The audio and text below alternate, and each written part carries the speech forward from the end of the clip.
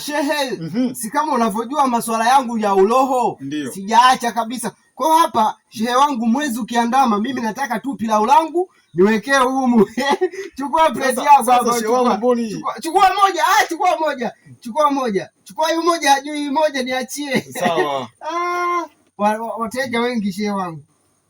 Sasa shehe wangu, hiyo plate utanijazia tu mwali. Usiulize swala la mfuniko. Mfuniko hapo wanafunikiaga nyama. Yaani ukiona nimekupa hiyo bila mfuniko wake, funikia nyama. Sawa shehe wangu? Wewe asema ni mroho. Yaani hapo unajua shehe nimefanyaje?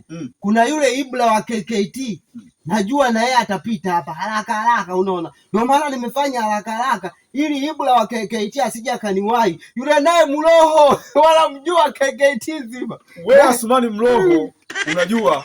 Yaani ule ulo wako sasa ndio unauona dhahiri. Kwa sababu bado mwezi ndo kwanza wewe tayari ushaanza kufuata chakula. Mimi uroho siwezi kuacha mpaka ninenepe. Kwa hiyo sasa shehe, wewe utanitilia pilau langu huko nitalijia. Sawa? Kumbuka kabisa Ibra wa KKT akija mwambie Asumani mroho kashaleta sahani yake hapa. Sawa? Haya ndugu yangu, haya bwana. Haya shehe wangu. Haya basi uje kwenye saa 7. Utamsalimia na shemeji. Haya shehe. Haya bwana, nenda bwana. Asumani mroho. Ndio mimi. Najua jina lako linaendana na matendo yako. Asante sana. Naam, mashehe bwana hawa Asumani mroho. Yaani baada ya kujua kwamba leo ni sikukuu, basi yeye mapema sana kafuata pilau. Sasa kama mimi sijapika pilau, nimepika ugali mwongo.